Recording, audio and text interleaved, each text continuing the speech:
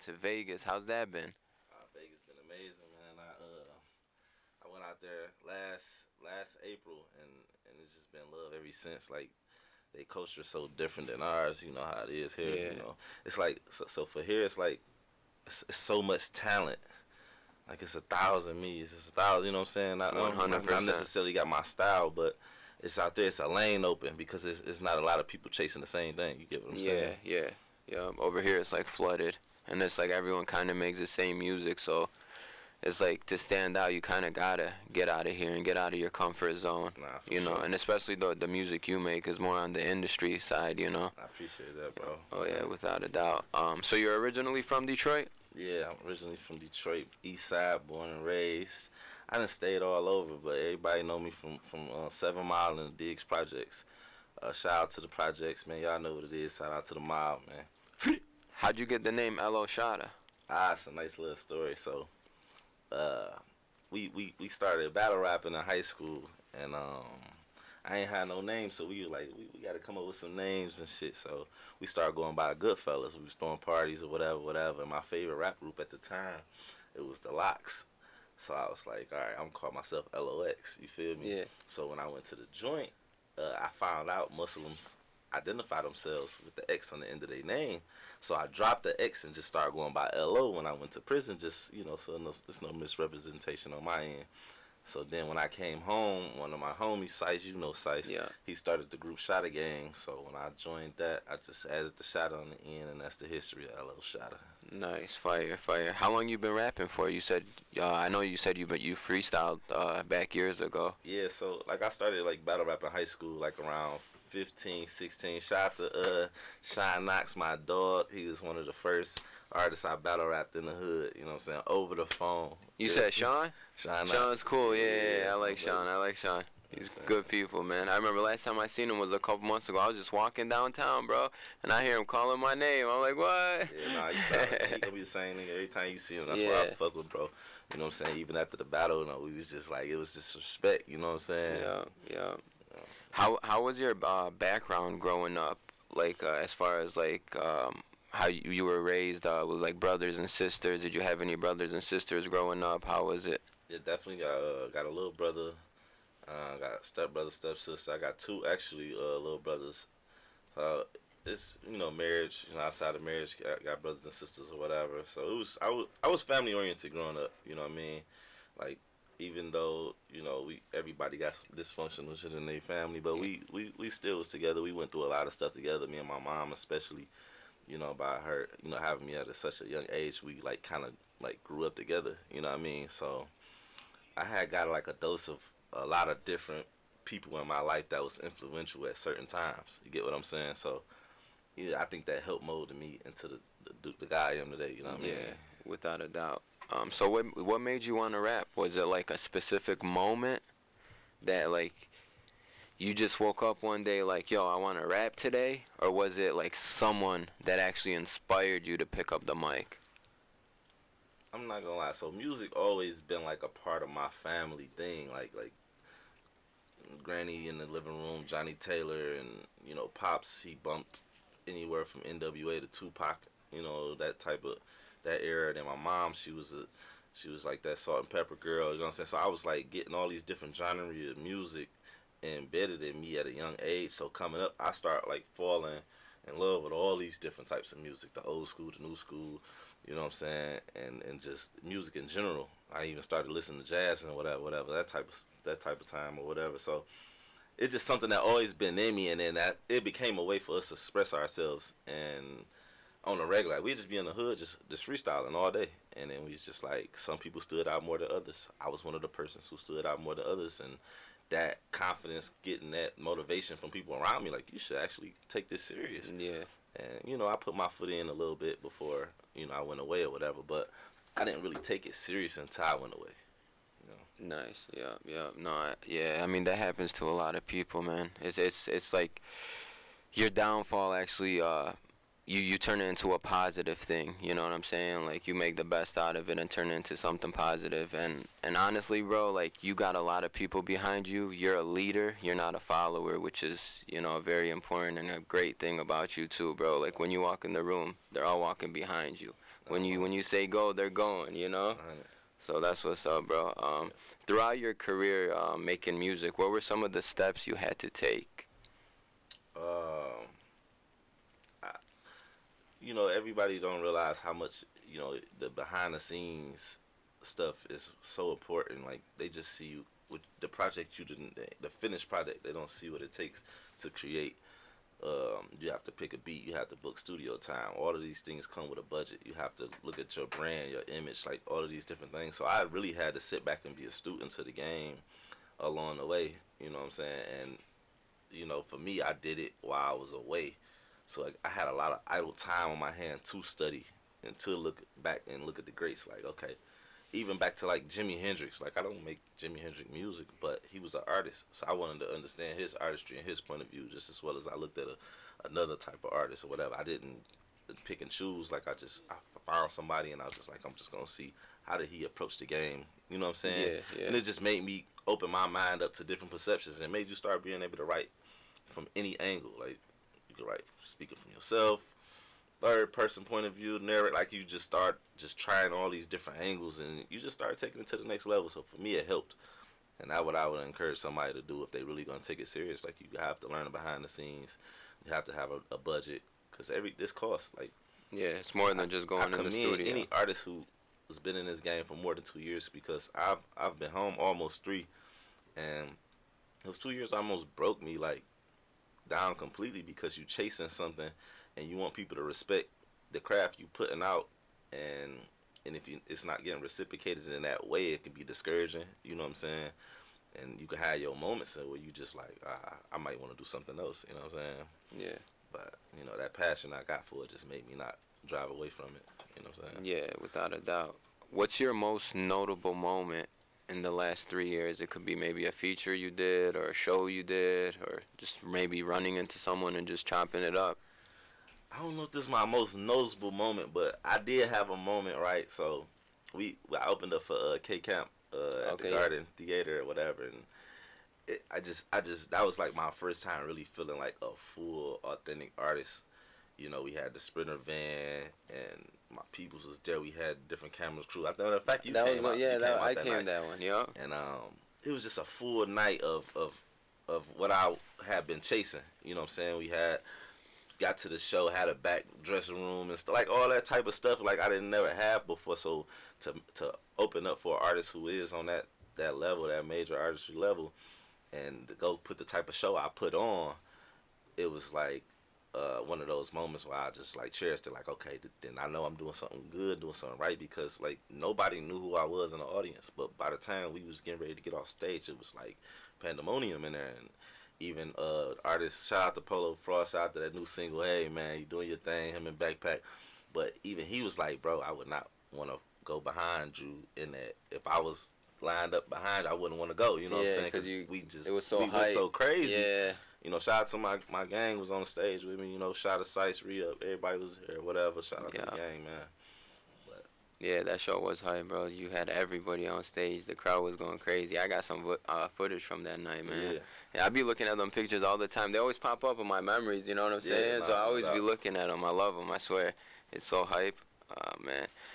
Then, man, I love that stuff, bro. Yeah, I swear, I swear. it's adrenaline. Yeah, that feeling. It's Yeah, like a because feeling you can't buy or nothing. You know what I mean? It's like, people don't know when you probably made it, how you like the mindset you was in, the music you probably made at that time. Like they don't see the studio times, they don't show. That's why I record a lot of the behind the scenes stuff just to show people the creativity. Like you might was having a bad day, but you still got to go to the studio and make a good song. Like channel that energy that you're going through to produce that good music. yeah, yeah. You know.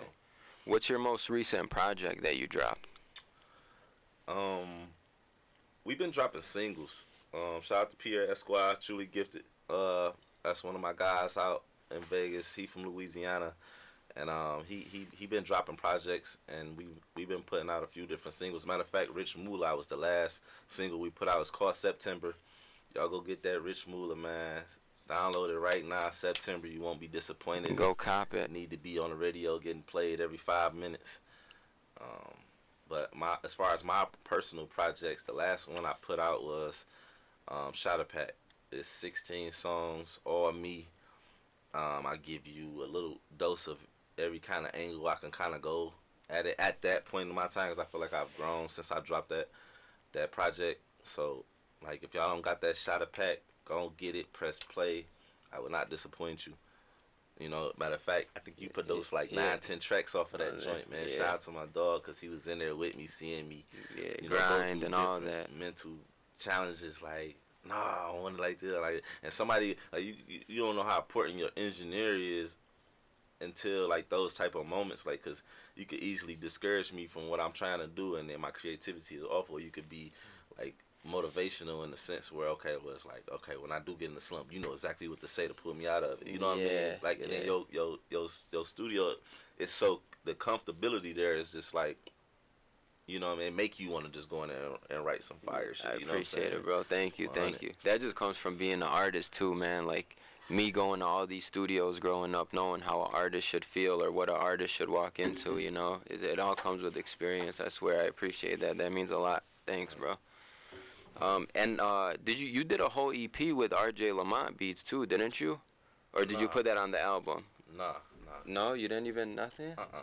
Oh no way, no. Nah, So not with RJ. No, so we actually supposed to have he spoke about it. He was at the K Camp concert. That's when I first met RJ, and he was like, I want to hear you on one of my beats after we came on Right. stage, and I was just like, I saluted it, because one thing I learned about my city, even though like we show love in a crazy type of way, and for somebody of his status to recognize me and come and say it, like people would think it, but to actually come to say come it, and say like it. I fuck with them for it, because Right. motherfucker like your shit here and won't say it. Yup, You they know don't what want I'm to put saying? that pride to the side and Yeah, you know so we haven't worked together. I did go on tour with him and Cash Kid last September, but we haven't put our own projects together yet. But I you know what I'm saying, I'm looking Nice. forward to something, you know what I'm saying, in the future with Yeah. RJ for sure, because he one of the brains of the operation that started these wheels, you know what I'm saying, as far as like back when Team Eastside was doing their thing and I was away or whatever. So shout out to RJ, and shout out to Cash Kid for allowing me to come on that tour, man. That was big for me. I ain't never been on tour before. So. How'd that come about? How'd you meet Cash Kid? How'd all that happen? So Maserati Mike, everybody know Maserati. That's like little bro. You know what I'm saying? We out in Vegas. That's who I'm out in Vegas with, and they actually first cousins. So, you know, it was just a matter of time before it happened, because he coming to the house, you know, getting his little hookup or whatever. Cause bro cut hair and shit. So we just started chopping it up one day, and I got to playing videos for him, and he was just like, bro, you just did all that time and you sound better than half of these cats that, you know what I'm saying, whatever. Yeah. He just gave me my flowers right then and there, and I was just like, damn, that's some real shit, you feel me? So eventually when he, you know, as he kept coming over, we was just, you know, bonding and shit, and I just took him in the studio one day and I played some shit.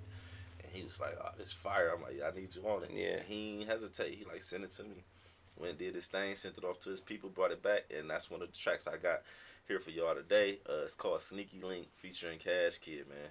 Sneaky Link. I actually haven't heard it yet, but I'm excited to hear it.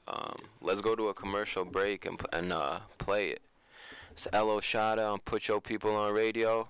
Sneaky Link. Yeah.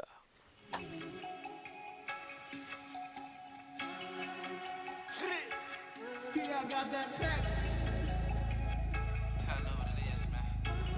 Y'all been waiting on this one. I'm offline when she .com. I am with my sneaky link. And her neck can't be her crutch. She come through and lean on me. On her back, now she bust quick. Don't mind me, just call me switch. All these shots I threw up in her. She ain't my op, she my op, bitch. I'm her Neo in that Fab song. You make me better. And I locked up, I ain't no cask on. But she wrote a few letters. We don't make time, we make money. We make fuckin', we don't make love. You know my time is money, but when we fuck, oh gang gang, her shit good. My side bitch hit like bass shit. Her lamb chops hit like day shift. She always saying that I ain't shit. Cheat with me on vacation. He'll get lost in conversation. House in the living's playing later. Let's just focus on this paper. You got a nigga, I can't date you. He saw the test, can't hide his anger with all that makeup. Take this banger. Caught him lacking on the east side. You was with him, so I just play stranger. He worked night, so he squirt at night. Toes cup the bed like an overbite. At this stage, we so locked in. So perform your set like an open mic. We so good at what we do. We won't get caught unless you write statements. It's so good, we playing it out. But that's my thoughts of an edible arrangement. Pop up a stab, just call me Chucky. Kid, no, I fuck you like Craig, you lucky. She threw the ass like keep your money. I threw the dick, she just kept I'm offline when she.com. And I am with my sneaky link.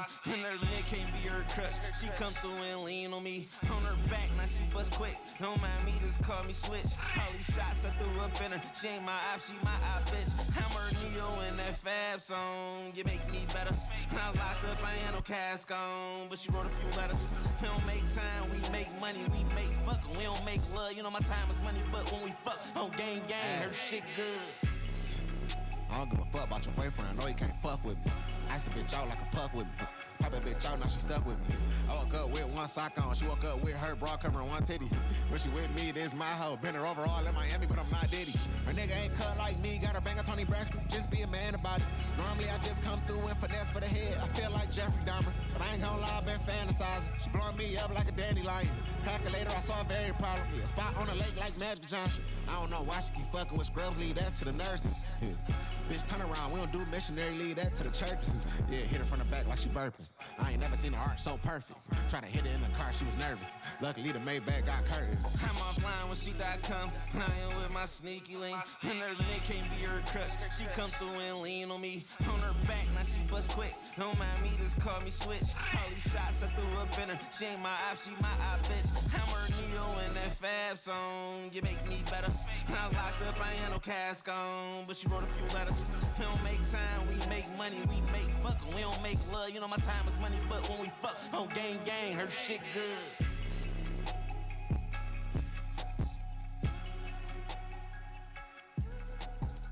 Yo, we're back on Put Your People on Radio, live on 88.1 FM, powered by We Run Detroit. Got L.O. Shotta in the building.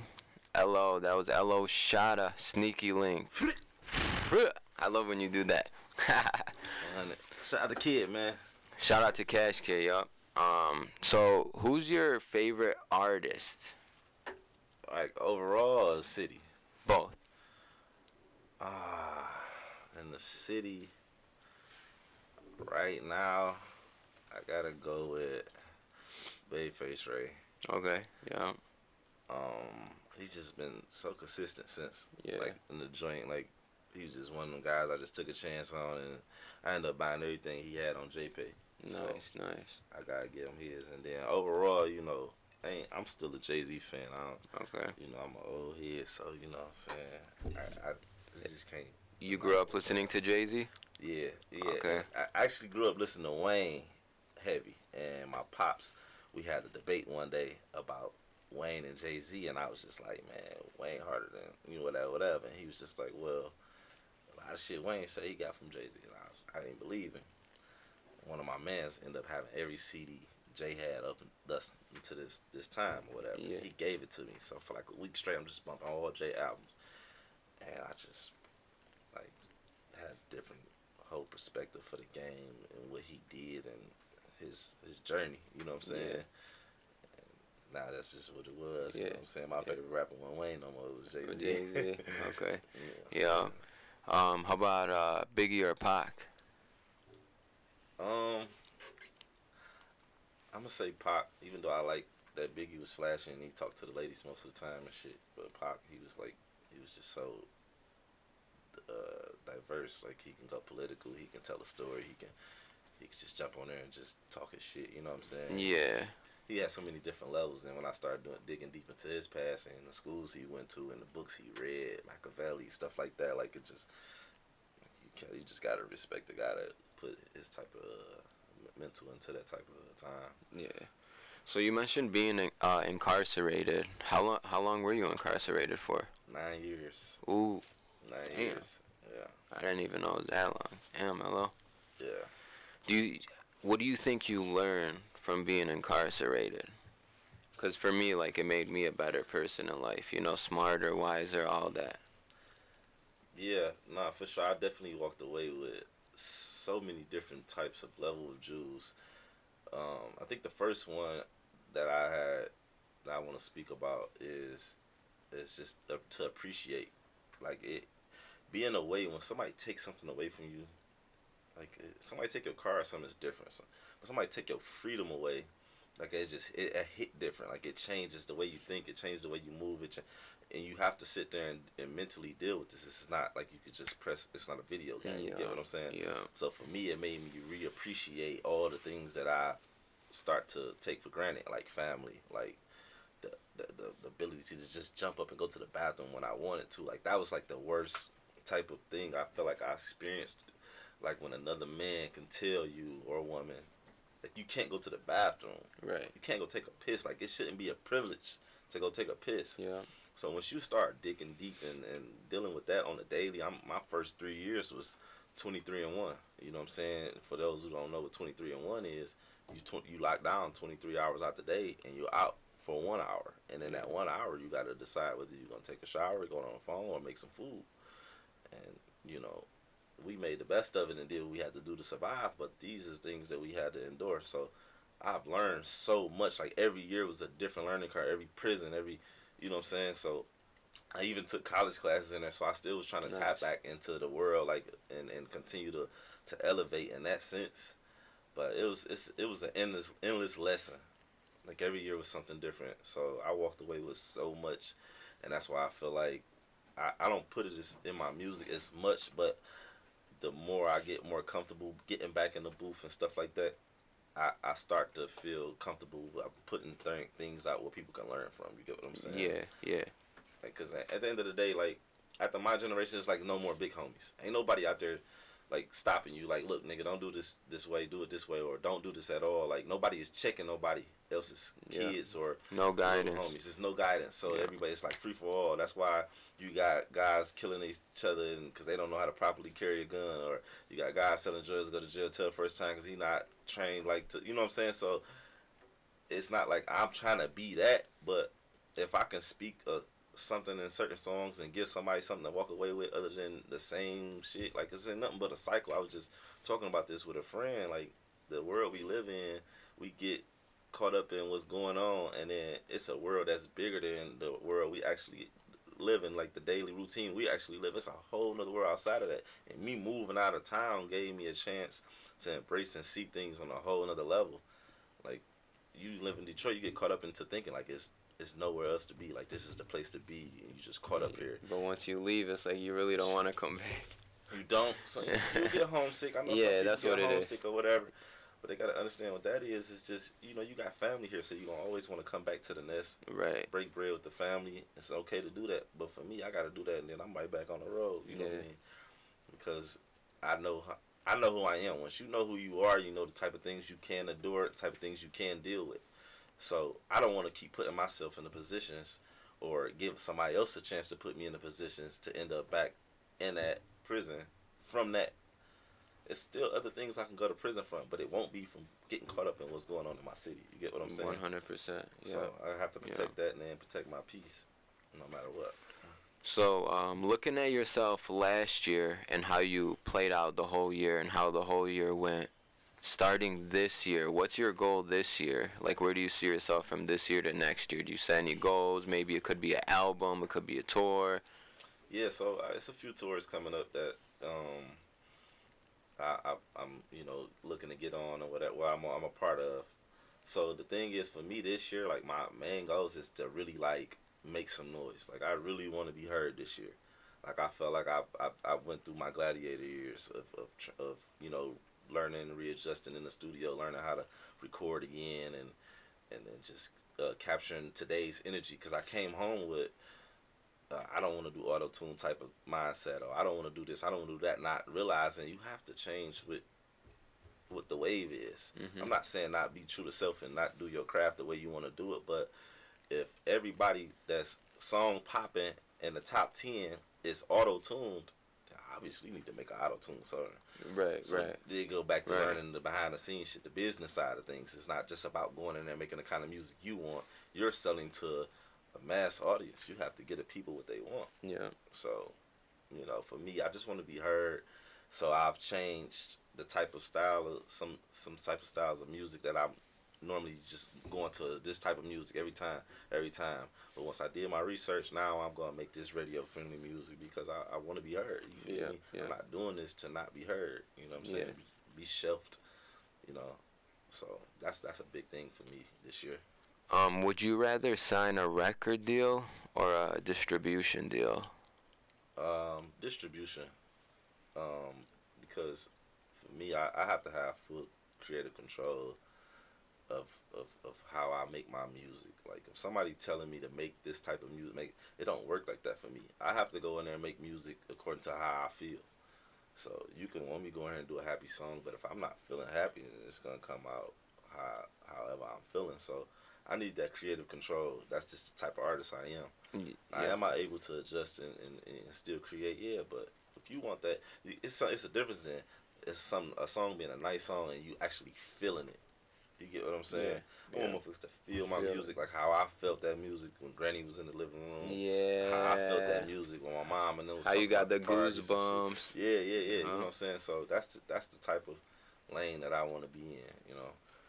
Who's gonna be the first person you call when you do get that big call? Like, yo, we want you. Ah, I think I had to go with my pops, man. He my number one supporter, man. Shout out to my pops, man, because you know he been through a lot. You know what I'm saying? We've been through a lot, and he just stood by my side no matter what, man.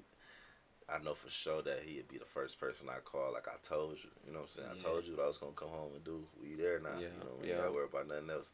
You feel me? So, pops definitely, man. Okay, for sure. What do you think about artists? You know, there's a bunch of conspiracy theories online and whatnot. What do you think about artists selling their souls after they make it? Like, for example, today I seen a post on Glorilla Hmm. talking about, oh, she sold her soul because of a picture. You know, like, at this point, I kind of feel like artists are, you know, taking pictures on purpose to make the internet talk. But what's your opinion on that? I mean, it definitely no controversy sells for some reason. If any artist not going through nothing, if he ain't got shot, if he ain't got no baby mama drama, he ain't got no like look at Blueface, like you know what I'm saying. You got Yeah, all these different exactly. artists who they career is built off controversy. Yeah. And for the most part, we feed into it. We don't even turn on the TV show unless there's some ratchet shit going on. For So real. this is the type of mind games that's going on. Like I had took a business class once, and they one of the first things we learned was sex sells. Sex is at the top of the list, Yeah. top 5 of a branding tool for any marketing scheme. So once you learn how this game works and you choose controversy, because controversy is hot. Look at Love and Hip Hop. Look at these different TV shows and all of this, and look how many times you never heard of a rapper until you got shot or indicted. You ain't lying, So man. this the type of world we live in. That's crazy.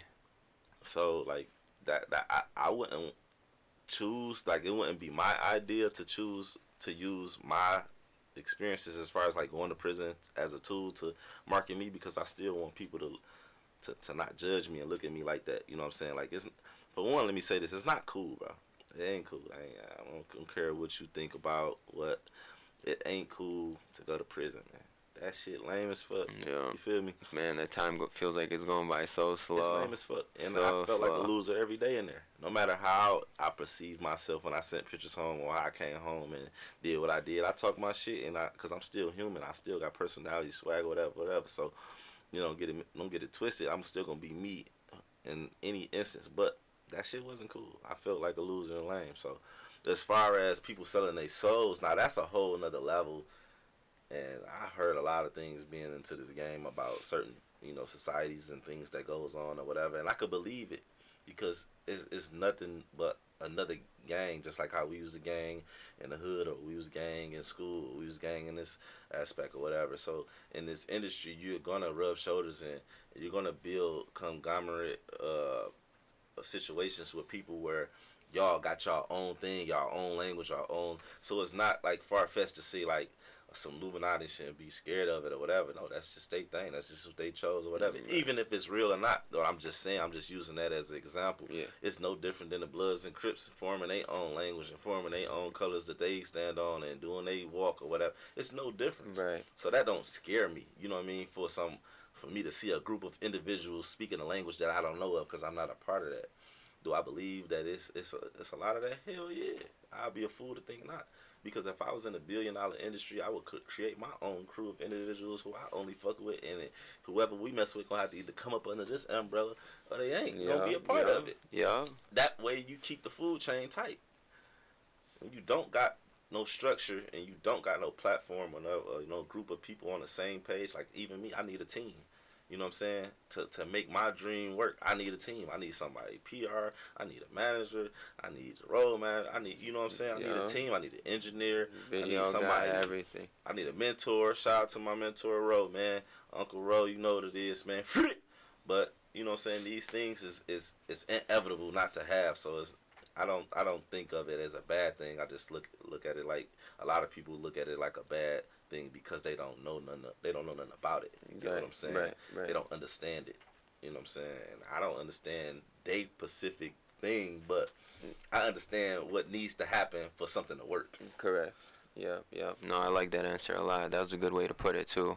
How you separated all them, packs. Yeah, that was nice. That was the first time I've ever heard it said like that. I appreciate you for coming on the show, brother. Anything you want to say? Anything we didn't talk about that you want to talk about? Anybody you want to give a shout out to? Most definitely, man. Shout out to the church, man. Truly gifted. Shout out to my gang, Shotta gang. Shout out to everybody, moms, pops, uncle, cousins that support, listen to my music on a daily. Without my family, I would not have made it and have this type of mentality I got today as a man. I appreciate all of y'all that put y'all hands on my back, pray for me day in, day out. Y'all know what it is. I won't give up. Tap in, man. Shotta gang in this bitch. I'm LO Shotta. Y'all can go follow me at L.O_Shotta on IG right now. You know what it is, man. It's Put Your People on Radio. LO Shotta. Thank you. I'm Delano DeLion. Too, bro. Oh yeah, bro, for sure. Until next week. Peace.